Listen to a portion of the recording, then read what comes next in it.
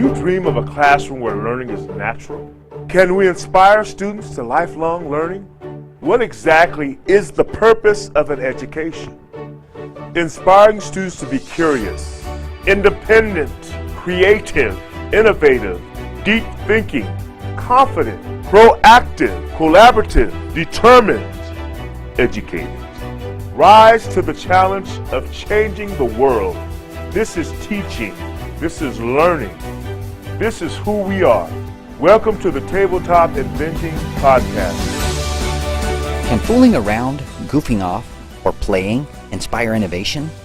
How can you use Monopoly to teach kids better math skills? And is there really a killer strategy for playing Monopoly? Listen in for the playful answers in today's podcast. Hey there, Innovation Nation. Today, we're just going to play around on the podcast.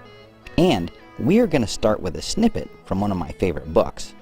It's called Surely You're Joking, Mr. Feynman, and it's written by Nobel Prize-winning physicist Richard Feynman.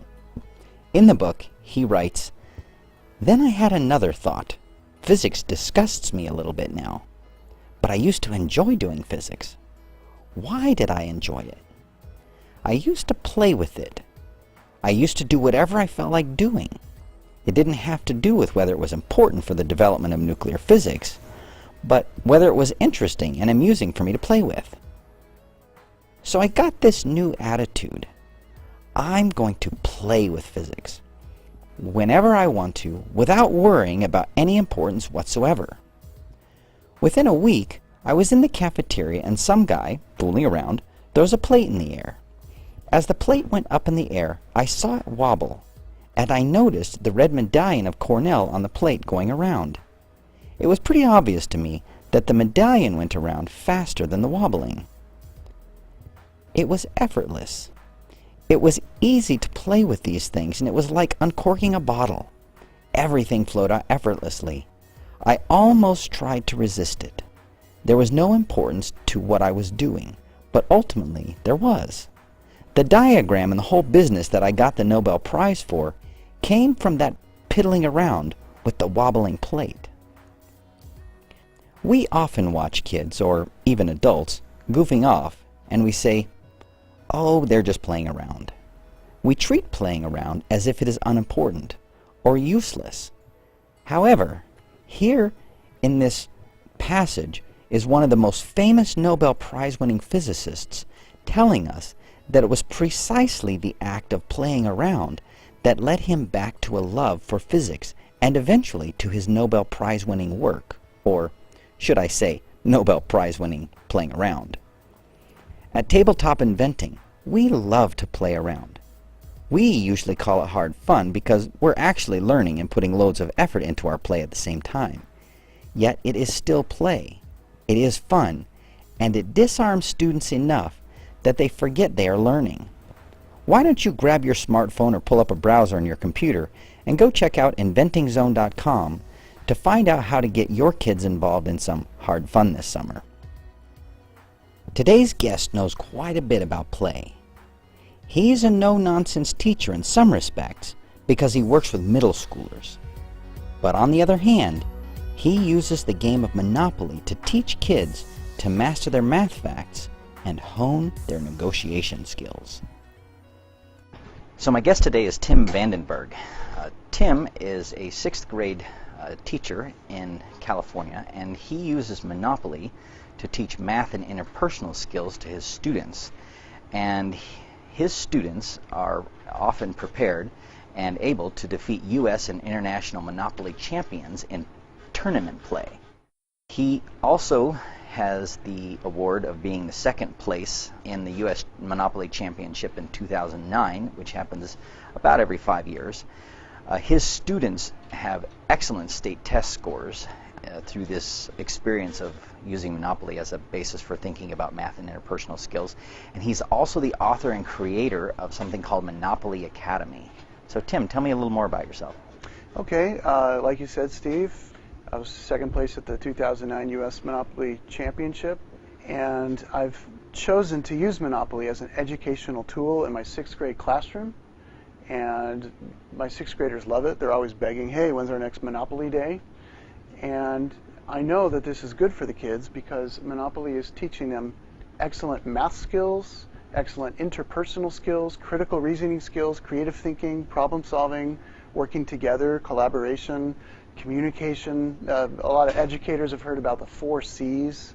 And basically, Monopoly teaches far more than people realize. When you first mention Monopoly as an educational tool, most people laugh. But if they actually studied the game, they would be absolutely blown away what Monopoly can teach. So tell us a little bit. I know that there are other places we could look this up, and I've seen some of your other presentations, but just give us a short overview of how did Monopoly come to be? How did Monopoly come to be? Yeah, and why is there so much math in it? Okay. Well, Monopoly was originally invented by a lady named Lizzie McGee in the early 1900s as an educational tool to teach the evils of capitalism, to show that, hey, capitalism is evil. Only one person wins and 3 people lose. Well, it turned out that some of the best business schools in America caught on to this as an excellent educational tool to teach business, investment, financing, negotiation skills, and so forth. And they started using Monopoly in colleges, some of the best colleges, business colleges in the U.S. And the game spread around as a folk game for 30 years until this guy named Charles Darrow decided to essentially lie and say, hey, Parker Brothers, look what I invented. He put his own graphics on it, made it look cool, a lot prettier, a lot more consumer friendly. And basically, it sold like wildfire all across America. And now, 80 years later, this is the 80th anniversary of Monopoly this year. It's the most played game in the world.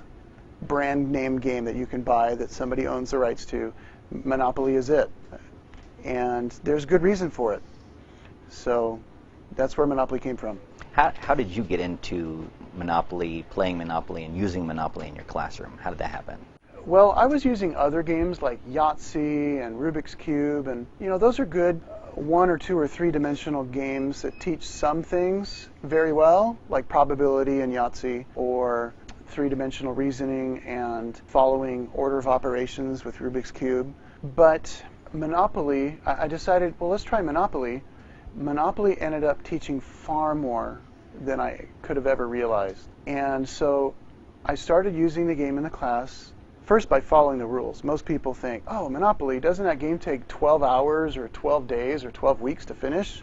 One time I was in line at buying a Monopoly game at Walmart, and the cashier said, oh, Monopoly, me and my boys, we love that game. We just finished a game. It took us 3 months.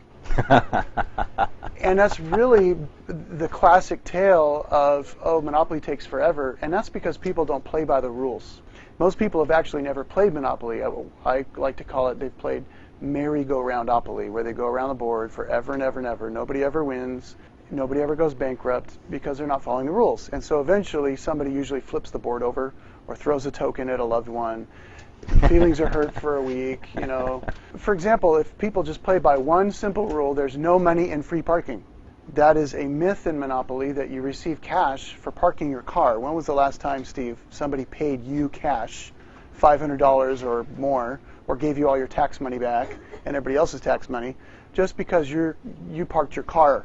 Yeah, I want to play that game. Yeah, I want to play that game too. I'm going to go park my car everywhere I go. No, free parking is just a safe spot.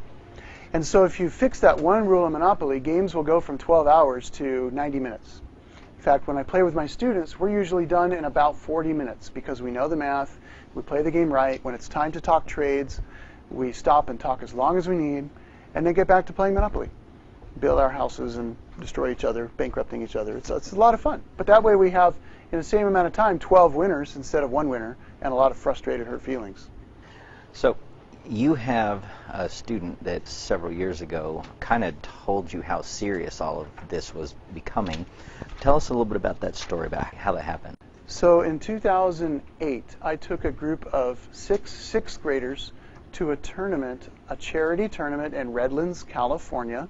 And I spent 3 months teaching these kids the math and strategy of the game, the interpersonal skills of Monopoly, how to win negotiations in a win-win sort of way so everybody's happy, and basically how to play high-level Monopoly. But we didn't know that we were going to show up and have to play against some of the best players in the world. And there was U.S. finalists and champions, and even a world champion was there. And my kids were freaking out. But they knew what they were doing. They knew how to play.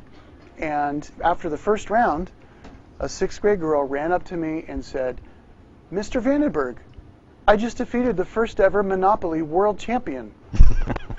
She did well enough in that tournament to make it all the way to the final table and get 2nd place, losing to one of the pros, but she beat a whole bunch of other pros in the process, so I was very proud of her. And so a few months later, we invited the reigning United States Monopoly champion to play against that girl and a couple other top-notch kids who got perfect scores on state math tests. So kids who I knew could play the game well, they practiced the game, and live on camera with documentary cameras rolling, district and county superintendents, several newspapers recording the action. That 6th grade girl also defeated the reigning United States Monopoly champion. Now, I'm not saying my kids are better than these adult pro players, but I am saying that given the right circumstances, they can hang with them and win more than their normal fair share of the time. Pretty much it's boiled down to, if one of the pros loses to a kid in a tournament, it's because they lost to one of my students. They never lose to little kids, other than my own students. And then a few months after that, I had one girl play against the reigning U.S. champion, the first ever world champion, and a U.S. finalist who got 3rd place in 2003. She played against all 3 of them simultaneously in my classroom. This is about a year or 2 after that last one I mentioned. And she defeated all 3 simultaneously of those pros, all at once. And the U.S. champion leaned over to me and said, "That was the best junior player I have ever played against in Monopoly." Now, he wouldn't say that unless he really meant it, because that's the kind of guy he is. He's a nice guy, and he really praised her play. And the kids would not be this good unless they learned their math. If they understood things like probability, expected value, return on investment, and also financial literacy skills like saving for a rainy day, managing your money, and interpersonal skills like win-win negotiations and problem resolution and conflict resolution and things like that. There's so much in Monopoly. I have a 12-page document listing the common core standards that Monopoly teaches just by playing the game, studying the game, learning what's going on in the game. So, have you always enjoyed playing games? Like, how did games get into your classroom? I've always loved games, so that's why I started out trying like Monopoly and Rubik's Cube and things like that. I love games. I love a hard-fought loss. I love playing a game, even if I lose, just playing well and doing my best. And I've always liked that, but Monopoly is the most played game in the world. Since 1935, they estimate that over 1 billion people have played Monopoly. Wow. That's what, 1 out of 7 people on Earth. Now that counts people who've lived, some people aren't alive anymore from the last 80 years, but still, a lot of people have played Monopoly. Compare that to any video game, the hottest selling video game, comparatively speaking, is a flash in the pan compared to Monopoly. Monopoly's still going strong 80 years later. So I thought, hey, as a teacher, why do I keep using educational tools that are hot one year and like embarrassing to use the next year? Kids, they're always into the latest fad, right? Well, Monopoly's not a fad. Why not use something that they love, that they've played at home? Almost every kid has played Monopoly at least once in their life. Why not use an educational tool that almost every kid can connect to? And what kid does not want to learn how to go home and defeat, crush, destroy, with a smile and love on their face, their family, right? And many times I've had parents come up to me and say, "I'm never playing my child again. They're too good at Monopoly." And to me, that's a good problem, because I've just created a mathematical, business, interpersonal skill champion. And that's going to stick with them through life, and they'll be champions throughout life, whatever they do. So we're kind of on a trip backwards in time here, so why don't we keep going? What was your educational experience comparing your coming to the school system and learning math? Compare that to your classroom in math. Okay, so when I was a kid growing up, back in the 70s and 80s, forever ago, it was math by the book. You do the problems. There's really no fun activities. You do the homework, you check your answers, you take the quiz, you take the test. I seriously don't remember any projects or fun math activities or creative endeavors using the skills that I've learned. That would be the word problems at the end of the lesson, and who wants to assign those, because then you have to teach them to the class and grade them. And I didn't know that growing up. I was just learning my math, and I thought math was pretty boring. show my work and check my answers. And then I've always been pretty good at math, usually one of the best students in my class. And when I finally learned to, I should show my work neatly and check my answers, then my grades went in sixth grade from a C to an A the rest of my educational life through junior high and high school. I did graduate high school second in my class salutatorian, so I was a decent student. And I went to UCLA, which is one of the top 20 colleges in America. I learned calculus and multivariable calculus at UCLA, so I'm pretty capable at math. I'm not the typical elementary school teacher, typical, not all, but the average elementary school teacher. They're just good with high-level algebra, and calculus is not usually their thing. It's wonderful to have many advanced level math skill teachers at the elementary level, but usually they go to secondary or college and teach math. So it's unusual, usually, for elementary school students to have somebody who can see the bigger picture. Where is this math going? Why do they need to understand fraction, decimal, percent conversions? Why do they need to understand algebra? What's that going to do for them? Not just so they can pass middle school math. How's that going to help them with engineering or being a doctor or a chemist? I've seen the bigger picture. I've sat as a paid lecture note taker in all those kinds of classes at UCLA. I'm extremely exposed to all kinds of usage of math. That was one of my jobs in college, was sitting in all these different science classes and taking notes for students, being paid to do that. So getting extra education on top of my regular bachelor's degree as a history major. I've seen where math can take you, and I see how awesome it can be. And I do understand that if you don't get middle school math, you just aren't going to be able to do much else in life that involves math. Well, I don't know if I've ever admitted this or not on our podcast. I actually have a minor in education. Long ago, I briefly thought about teaching math in high school, and didn't go into teaching because at the time I didn't have the confidence I needed to have good classroom management. Classroom management takes about 2 years to learn. And I was so intimidated by the students that I felt like it was easier to go get a PhD than to face those students in the classroom every day. Right. I do teach, in addition to teaching sixth graders, once a week I teach a night class for teachers earning their teaching credential. I'm the end boss, the video game end boss. They got to get past me and then they graduate. They're doing their student teaching while I have them. And the most important thing I emphasize to my student teachers at Redlands University in California is classroom management. If you cannot control your classroom, keep a positive environment with kids learning with a smile on their face, without fists being thrown, happens very rarely, but if every few years, anything can happen. But a well-managed classroom is the most important thing in teaching. And if you can't do that, you can't teach. So I wish I could have gotten a PhD, so I'm jealous of you, and I'd love to share with you some of those management skills. What I remember, though, was coming through and knowing quite a few of the elementary ed majors. I just remember thinking that there just weren't very many of them that were excited about math. And so I always get excited when I meet a math teacher in elementary and even in high school that are just really on fire and excited about math, because I think math is so much fun. If you were a fly in the wall in the teacher assessment room where the teachers are tested on their knowledge of math, knowledge of language arts, knowledge of science, knowledge of history, PE, human development.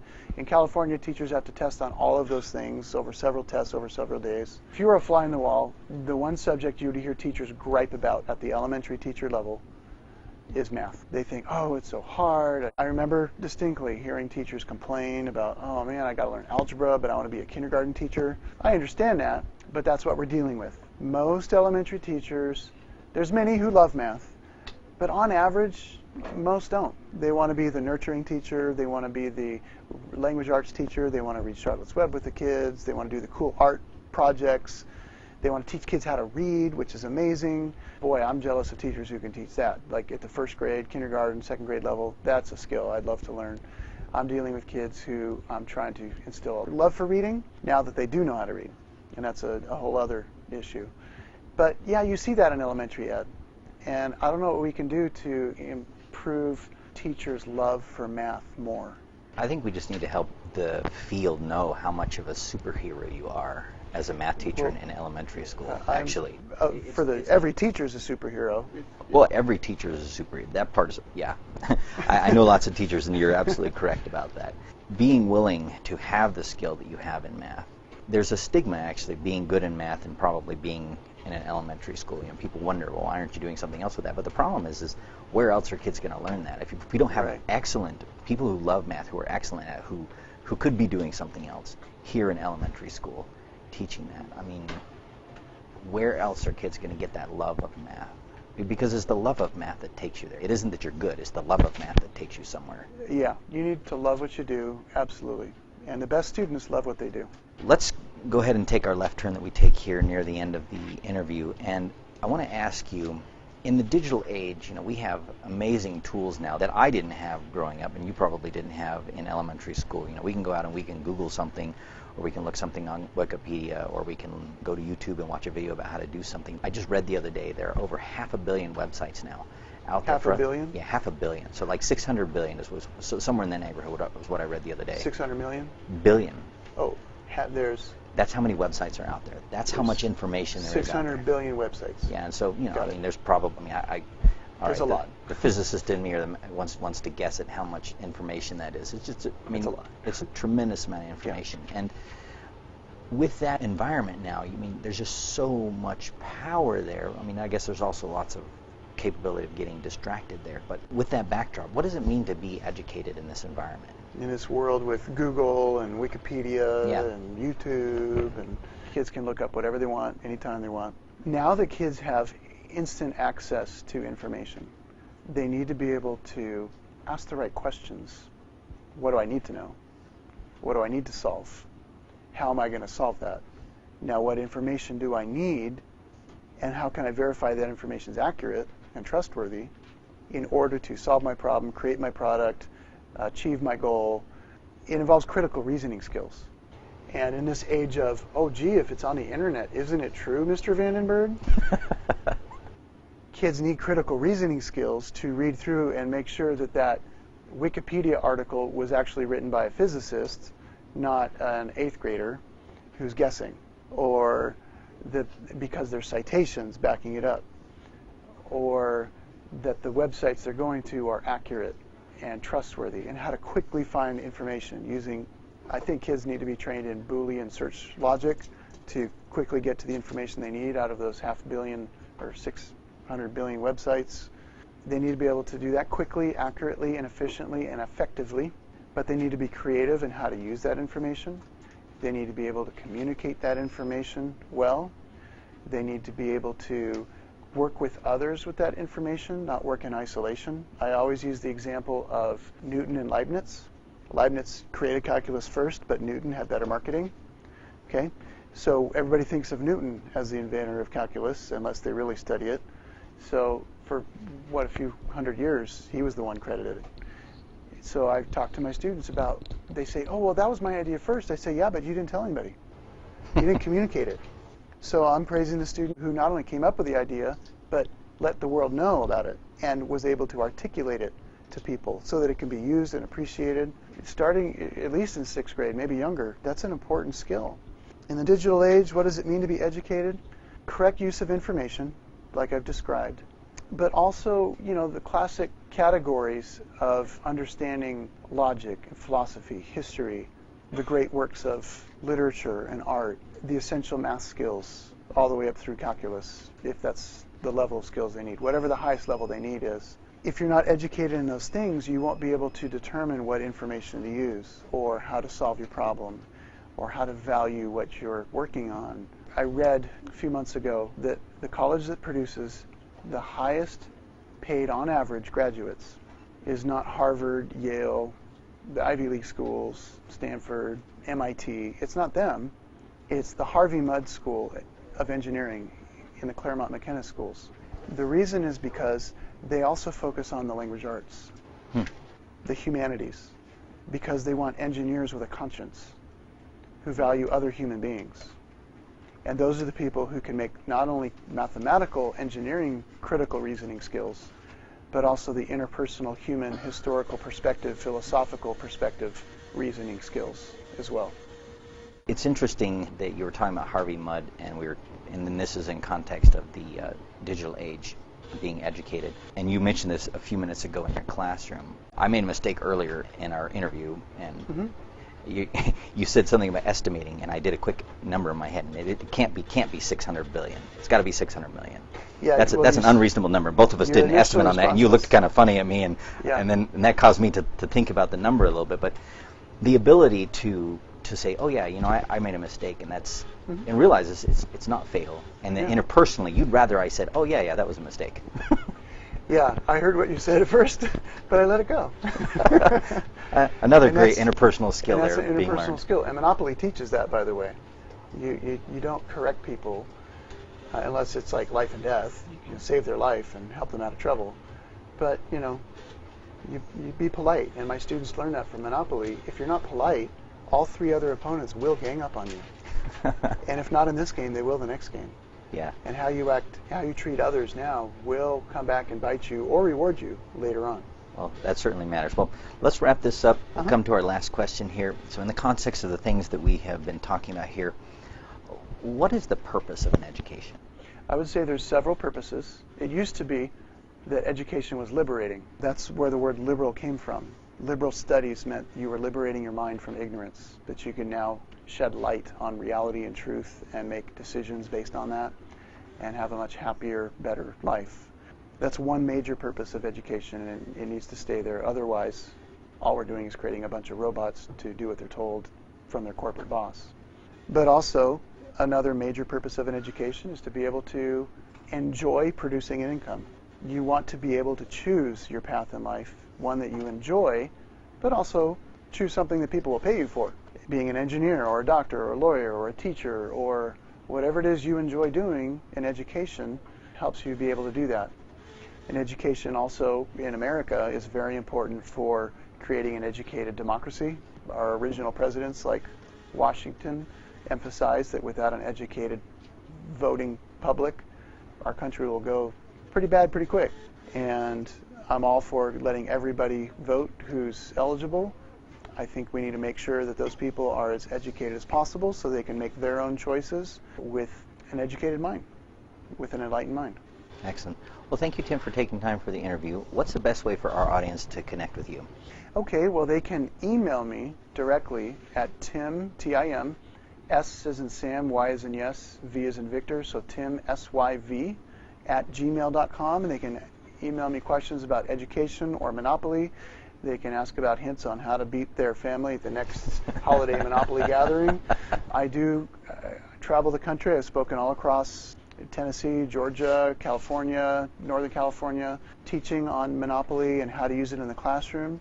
I am in an Emmy award-winning documentary film called Under the Boardwalk. It's a really fun film, and they follow several players all the way to the final table of the U.S. Championship and beyond, and show pretty much everything about Monopoly that you may ever want to know. It's a fun movie, and you'll learn a lot, and you'll see me and my students in that film, and that's called Under the Boardwalk. You can go to monopolydocumentary.com and learn more about it there. It's showing on Hulu Plus and iTunes, and you can also order the DVD on Amazon.com, and if you order the limited edition, special edition version of the movie, there's a special feature that has me teaching for 40 minutes how to use Monopoly, how to win at Monopoly, the strategies and myths and math of Monopoly. And that was actually taught at a middle school to parents on how to learn skills, math and interpersonal skills, through Monopoly. And by the way, here's how to win your next game. Excellent. Well, we will link that stuff all up in the show notes so our listeners can go to the show notes and download those things or go look at them. Thank you so much, Tim, for taking some time for the interview. All right. Thank you, Steve. If you've been enjoying the conversations and insights here on the podcast, share it with a friend. Great ideas demand to be shared. You can also help fellow parents and educators by subscribing to the Tabletop Inventing podcast in iTunes, leaving a rating, and writing a review. If you use Android, subscribe, leave us a rating, and write a review in Stitcher. Links to subscribe can be found at www.ttinvent.com/podcast. Contact us, and we'll think through the comments and answer your questions here in the podcast. And be sure to let us know if you'd like a shout-out or to remain anonymous. You can share your comments and questions at www.ttinvent.com/podcast or by emailing us at podcast@ttinvent.com. Let's discuss your thoughts and questions. Join us again next time when we will again seek to answer the question, what is the purpose of an education? And as educators, how do we awaken the inventor in each of our students?